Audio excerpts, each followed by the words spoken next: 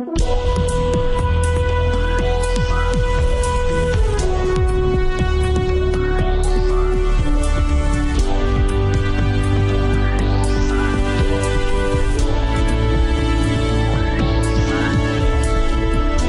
to Real Money Talks, how to make money, manage money, and invest money. Your Real Money Talks host, Laurel Langmeyer, gets straight to the point about what it actually takes to make money and build lasting wealth in today's changing economic climate. If you're ready to get the financial results you've always dreamed of, keep listening. Real Money Talks is the right place for you. And now here's your host, Laurel Langmeyer. Hi, this is Laurel, and we're back at Laurel's realmoneytalks.com. Today I want to have a conversation to you about how do you avoid the trap of having a money lifestyle cycle. So way back in the day, around 2000, 2001 to 1999 is when I became a millionaire.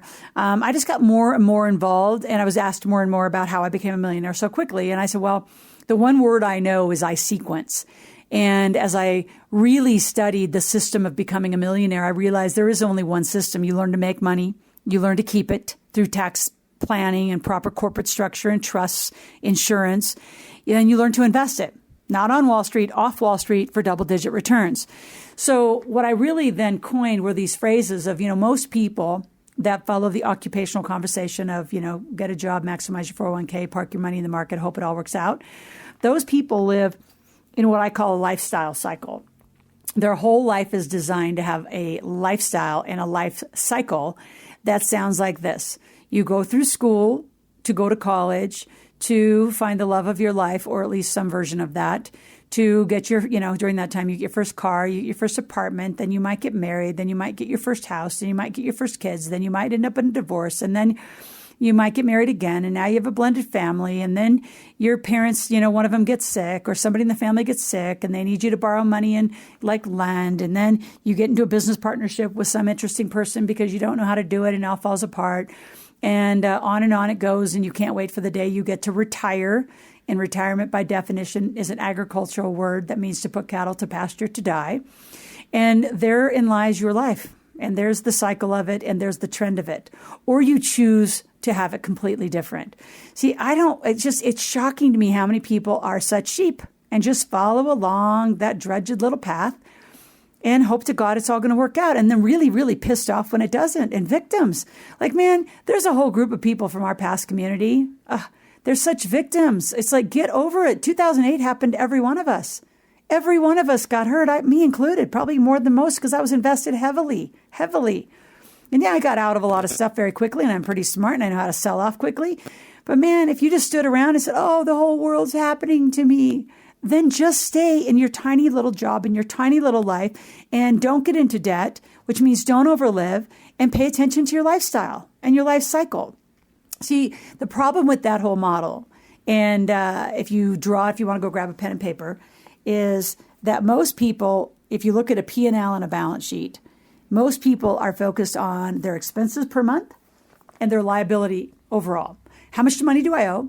How quickly can I get out of it? And their entire monthly financial organization and thinking is around how much I owe. I mean, think about how the entire world is played into that unbelievable, ridiculous, really low vibration thinking. Right? You go to Sears and you want to buy a washer and dryer. They don't tell you just to buy it straight out because that's what rich people do, right? That's what people who have money do. They want you to do a layaway plan. They want to put you on a financing plan. They want to put you on a monthly payment plan of which by the time you're done paying for the damn thing, you've paid for it twice. Same with car dealerships. Same with, my God, you look at infomercials. They're so brilliantly organized to that level of thinking because your entire world has designed you to be monthly payment thinkers. Can I afford the monthly payment is how most people think. And if you're listening to this going, oh my gosh, that's me, I'm giving you an opportunity in today's conversation to change the way you're thinking about that. And I want you to start thinking about what I call a wealth cycle, a money wealth cycle. I'll speak to that soon. I want to finish the just ridiculousness of the lifestyle thinking. So whatever I can do to get by in my life. So I'm going to work a few more hours, so I might get time and a half, or I might do one extra job so I have enough money to pay my monthly bills. And if you think about how many hours people spend on the 1st or the 15th or the 30th or a couple times a month mulling around on all the money that they have to pay, from their mortgage to their car to their student loans to whatever credit card you needed to use because you don't make enough money, but you wanted to buy something. And then you spend hours and hours. I don't know how many people spend hours and hours moving credit cards around. You pay one card off with that card to get that card to zero. I mean, I call it credit card roulette. It's insane. If you gave 1/10 of the energy towards making money and creating, expanding, then limiting and restricting your life, you'd be rich. It's really a switch. It's a switch in the way that you're thinking and spending time. I want you, as one of the activities, to just document throughout your month, 1 month, heck, even do it for a week, how much time you spend on what you can't have, how much you can't afford, how much your monthly money coming in is. You're focused more on what your monthly outpour is versus what your monthly inflow is. See, again, just give some attention to, how could I make more money? How can I create more in my life? How can I have more in my life? I deserve more in my life. Like that. You say, well, that's the law of attraction. Well, that's part of it, but there's a lot of action that goes with it. And there's a lot of just very different behavior. Like, we don't do that. We, meaning people who have a lifestyle of corporate life and making money. Most of our expenses are corporate expenses, and they're deductions from our companies. Most of you have decided to continue to live personally versus live corporately. And living corporately requires you by law to have a product or service that you intend to make money and provide value and gain a profit from. All of you have an ability to do it. You just haven't decided to do it. And you'd rather tuck behind a safe job, which I think is the most unsafe position you could be in your life, because you'd be fired tomorrow and then you're back in the same conversation. But I want you just to spend a week, maybe 2 weeks, ideally a month, and document how much time you're focused on what you can't have, what the stock market's not doing for you, how much you're overpaying in taxes, how much you owe every month. I want you to document how many times you're offered a payment plan per month versus just pay for something straight out.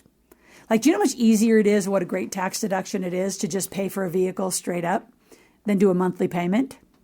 It's shocking to me how much time people spend reducing and minimizing in their energy of their life, and then stand on the other side and say, I want to be rich. It's like, look at your daily behavior. You're not designing your life at all to be rich.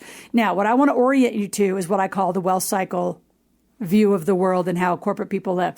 Number one, we focus almost every day at some level of energy on what we're doing to make money, what our businesses are doing to make money, what we can do to create and generate, what we can do to contribute to society, what products and services we can do to move our lives forward, our lives of our families, our community, world, bigger mission, international world. I want you to think, how much time do you spend every day focusing on making money? So that would be marketing activities, sales activities. One of my clients call in and say, oh, I'm just not making any money. It's like, well, how many sales conversations did you have today? You have got to have sales conversations if you're going to make money. You can't just have idea conversations. They have to be interacting with another human, another company, another body that has money. Money is the exchange for value. So that's how you get cash flow. I want you to start looking every day. I want you to spend time looking at your assets. Now, you say, well, I'm only in bonds and mutual funds. Well, good. Spend some time looking at how many fees they charge you, hidden fees, undisclosed fees. If you don't know how to do that, I would love to give you a scenario conversation. So I have some financial planners. You can send all your financials to them. You can, they'll run through some scenarios and they'll just show you, this is how many fees you're paying and how overtaxed you're paying. And if you did it differently, here's what you would look like. So I'm the educator. They're the licensed folks. It all works. I just want you to see you have a choice. You have a choice to stay uneducated in where you are, or you have a choice to lean in and get confident about this money conversation, because no one is teaching it and no one is loud about it. And we're not going to be able to probably come loud into the media because, most of the sponsors of the media are Schwab and Fidelity and TD Waterhouse and the big financial institutes who want you to do exactly what you're doing. Give them their money. Let them buy their bonds and mutual funds, and you just stay busy doing your job. So it's your choice if you want that life, but that's not the one I'm teaching you. I'm really teaching you to have a lifestyle of the wealthy. So that means I want you focused every day on how to create money. I want you focused every day on what your money is doing to make money. And if you say, well, I don't have any thoughts about that, well, then listen to my podcast, get my ebooks, read, engage. We have calls that I lead every week where you can engage. You can just be out there quietly. You can just, type into the chat room and say, I have questions. I'm curious. I'm interested. But you got to raise your hand and say, I want this conversation about money and I want to change my life around money. And I want focus on a wealth cycle. A wealth cycle is really understanding and designing, and it's really designing and understanding and creating a plan to make more money. And as the money comes in, it comes into company bank accounts, not your personal bank account.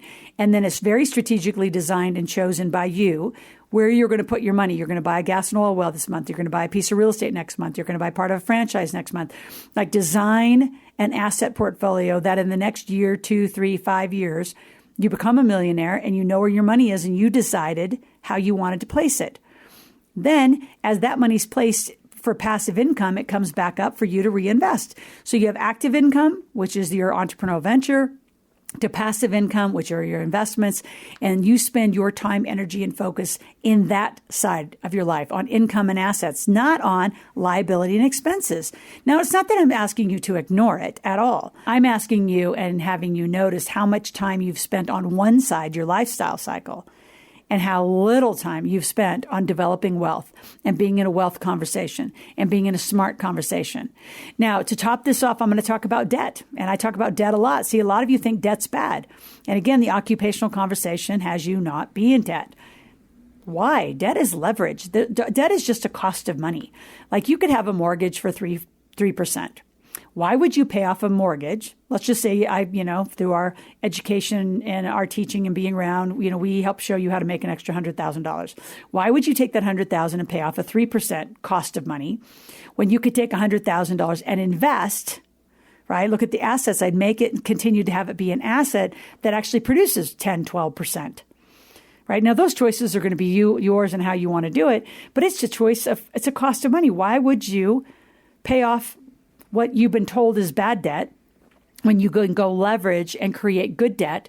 And you could buy $1 million asset, put 10% down for $100,000, and have that move alone could make you, hundreds of thousands, if not millions of dollars. I want to teach you about money, folks. You don't know about it enough. If you're scared of debt, you need to lean in and learn. Good debt is leverage debt. It is how the wealthy live. It's how we use our ability to make money to leverage for more money. And everyone in the world that lives in this lifestyle knows how to do it. So your job's to learn. Your job is to start engaging, start creating action, and focus on your income, creating money, and creating assets. Income and assets, and then that cycle of money that goes through very specific and legal companies and bank accounts. Minimize your taxes and become wealthy. If you don't, you're still living and choosing to live in that money lifestyle cycle, which is, how much do I owe every month? And do I make enough to do it? Then you run home and you want to buy something to see if you can afford the monthly payment, and just watch it. Just now that you're aware of it, I want you to see the entire world caters to that conversation. Everybody has a monthly payment. And if you pay now, put it on layaway. You reduce and no interest. Are you kidding? They've already built in their fees. That's why they want you to pay every month, because by the time you're done, some of you have house loans that by the time you're done, the way that you've built in the mortgage around it, even though it's cheap money, there's a fee structure and a payment structure that's completely having you double the cost of the house. So learn about money is my invitation. I want you to go to asklaurel.com. Ask me any question. Give me your name, your phone number, your email. Ask for an appointment. You can ask for a scenario of your assets and say, hey, I want to learn. I just want to understand what's really going on in my financial life. I can send that over to our financial planning teams. Pay attention. My original homework word for you is just pay attention to your time and your energy. How much time and energy are you giving to your debt, to your payments per month, to how much you owe, to how much, what you're not having, to the lack, to the restriction, to your budget, versus how much time and energy are you spending on creating and generating and expanding your life to provide huge opportunities. So it's an energy activity, it's a time activity, and it's a choice. So come join this conversation at Laurel's Real Money Talks and learn about money as we continue these conversations every day. We have a podcast, video and audio, and go to iTunes. You can download those from the past. We have a lot of different activities and gifts and things that we've given from each podcast, and it's to be accessed at asklaurel.com/podcast gifts. And stay tuned for more. Been great being with you today.